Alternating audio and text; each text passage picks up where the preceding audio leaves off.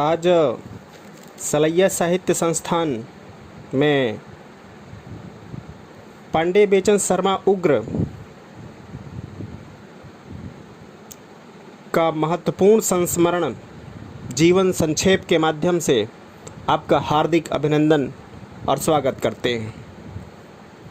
सन 1921 ईस्वी में जेल से आने के बाद नितांत गरीबी और गरीबी रेट पर आज मैं सन 1924 के मध्य तक राष्ट्रीय आंदोलन के पक्ष में प्रचारात्मक कहानियाँ, कविताएं, गद्य काव्य, एकांकी, व्यंग्य और विनोद बराबर लिखता रहा। सन 23 में महात्मा ईसा नाटक लिखा। भूत नामक हास्य पत्र मेरे संपादन में चालू हुआ। मेरी समाज सुधारक कहानियों पर काशी के कुछ गुंडानुमा पंडे सख्त नाराज हुए। हाथ पांव तोड़ देने की धमकियां मिलने लगीं। बीच बचाव कर रक्षा की श्री शिव प्रसाद मिश्र रुद्र के पिता श्री महादेव प्रसाद मिश्र ने, जो काशी के विख्यात डंडेबाज दलपति तो थे ही, साथ ही उत्तम साहित्यिक रुचि के पुरुष भी थे। रुद्र जी के पिताजी से मेरा बहुत नेह नाता था और बहुत ही ज़्यादा आदर करते थे। जब जब मैं उनके यहाँ जाता और अक्सर जाता, तब तब चकाचक जलपान कराते, साथ ही चलते समय रुपया 2 रुपया पान खाने को भी देते थे। शिव प्रसाद का यह रुद्र नाम मेरे ही संकेत का परिणाम है। सन 24 के मध्य तक मैं हिंदी में काफ़ी चमकीला बन चुका था, लेकिन जीवन यापन भर रुपए काशी में कामना करना असंभव था। इस सन में मैं काकनाडा कांग्रेस में भी शामिल हुआ था। वहाँ से कलकत्ता लौटने पर एक मित्र के साथ मतवाला मंडल देखने गया। मतवाला में मेरी भी रचनाएं कई प्रकाशित हो चुकी थीं। सन 24 ही में मतवाला मंडल में पहले पहल आचार्य शिव पूजन सहाय और निराला जी से मेरा आकर्षक परिचय हुआ। सन 24 के आरंभ में गोरखपुर के विख्यात साप्ताहिक स्वदेश के दशहरा अंक का संपादन भी मैंने किया था। परम भयानक पत्र छपा था प्रेमचंद जी के सरस्वती प्रेस में। सारा अंक विस्फोटक आग्नेय मंत्रों से भरा था, जैसे अनूप शर्मा की यह घनाक्षरी क्रांति की ऊषा से होगा रक्त भारतीय व्योम, ताप भरा तेह का तरण तमकेगा ही, भारो राजनीत के उदय से उभारविगो, चारु काल चक्र चंद्रमा का चमकेगा ही, वैरियों का दमन समन होगा सख्त ही से, युद्ध घोषणा को कोई धर धमके हीगा, कायरों क्यों लेते हो असंक, कलंक को अकारत ही, भारत के भाग्य का सितारा चमके हीगा। उतावले उग्र द्वारा संपादित स्वदेश में सन 24 में प्रचंड ब्रिटेन के विरुद्ध कहा गया कि युद्ध घोषणा कोई कर धमके हीगा। राष्ट्रीय कांग्रेस ने इसके 2 वर्ष बाद सन 1926 ईस्वी में ही लाहौर में पूर्ण स्वतंत्रता का प्रस्ताव पास किया था। स्वदेश के उस अंक को लेकर गोरी गवर्नमेंट में तहलका मचा। गवर्नर इन काउंसिल ने केस चलाने का निश्चय किया। प्रेमचंद के भाई महताब राय पकड़े गए। सरस्वती के प्रिंटर दशरथ प्रसाद द्विवेदी गिरफ्तार हुए। स्वदेश के संचालक स्वदेश प्रेस रौंद डाला गया, लेकिन बंदे खां तब तक मतवाला मंडल में कलकत्ता थे। गोरखपुर का वारंट जब कलकत्ता आया, मैं बम्बई भाग गया। कलकत्ता पहली बार मैं घर से भाग कर आया था। बम्बई पहली बार कलकत्ता से भाग कर पहुंचा और एक संगी के संग साइलेंट फिल्म कंपनी में काम करने लगा। पीछे वारंट था दफ़ा 124A, बादशाह के विरुद्ध राजद्रोह, डिसअफेक्शन फैलाने के जुर्म का, लेकिन सामने थी बम्बई फिल्म कंपनी, शराब कबाब और जनाब क्या बताऊं। मैं भूल ही गया जवानी के जोश में कि प्राणों के पीछे वारंट था, जिसमें फंसने पर बड़ी से बड़ी सज़ा भी सहज ही मिल सकती थी। 5वें महीने पुलिस CID ने मालाबार हिल पर मुझे गिरफ्तार कर लिया।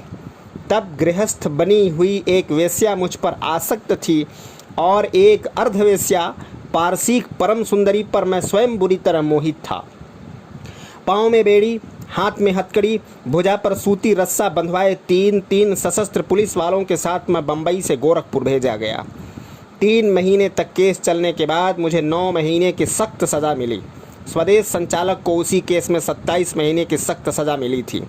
सारी गलती मेरी थी, पर चूंकि मैं नाटा नन्हा सा दाढ़ी नमूस था और दशरथ प्रसाद द्विवेदी उम्र रसीदा दाढ़ी वाले सज्जन थे, अतः लोअर कोर्ट से हाई कोर्ट तक ने असल अपराधी बेचारे दशरथ प्रसाद द्विवेदी को माना।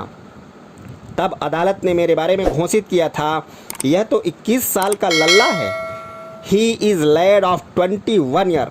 सन 27 में जेल से आने के बाद मैंने आज में बुढ़ापा लिखा था और रुपया सन 26-27 की जेलों में होने पर भी प्राण मेरे अप्रसन्न नहीं थे।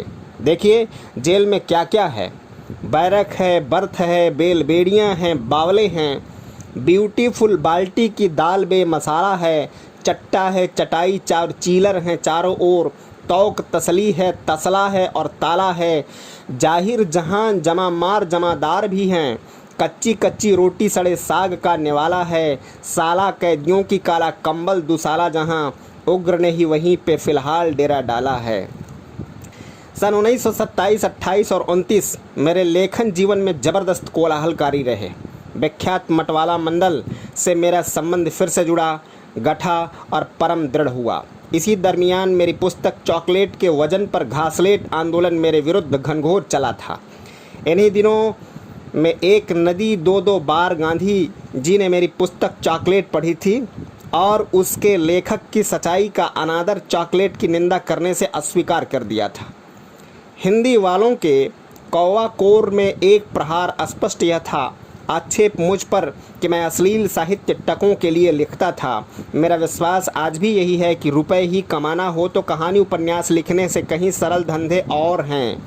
वही अंधकार, मैंने सोचा परे करो इस हिंदी को, चरने दो उन्हें जिन्हें चर्रा रही है मेरी चर्चा, चलो बम्बई चलें जहां अपार समुद्र के तट पर कोई पारसी नारी हाथ में नारिकेल चंद्रमुखी सूर्योपासन रत होगी। मैं पुनः फिल्म कंपनियों में चला गया।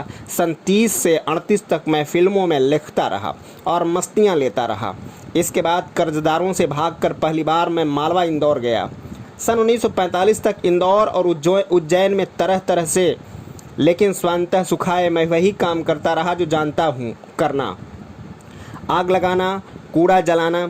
इसी अरसे में उज्जैन के विख्यात महाकाल मंदिर में मेरी पहुंच हुई और साल 6 महीने बहुत ही निकट से महाकाल के दर्शन प्रसाद प्रसन्न प्राप्त हुए।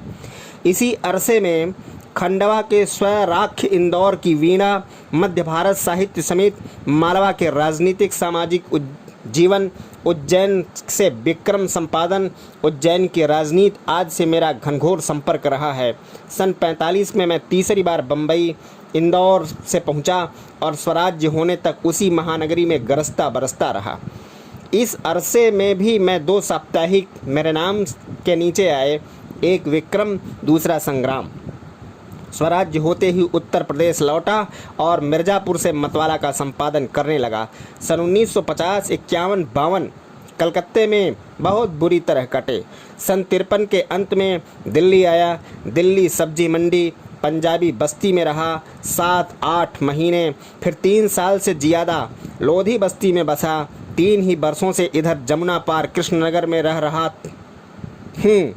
सागर विश्वविद्यालय आजकल उग्र पर रिसर्च कर रहा है, उसी हनुमान चालीसा चुराने वाले पर।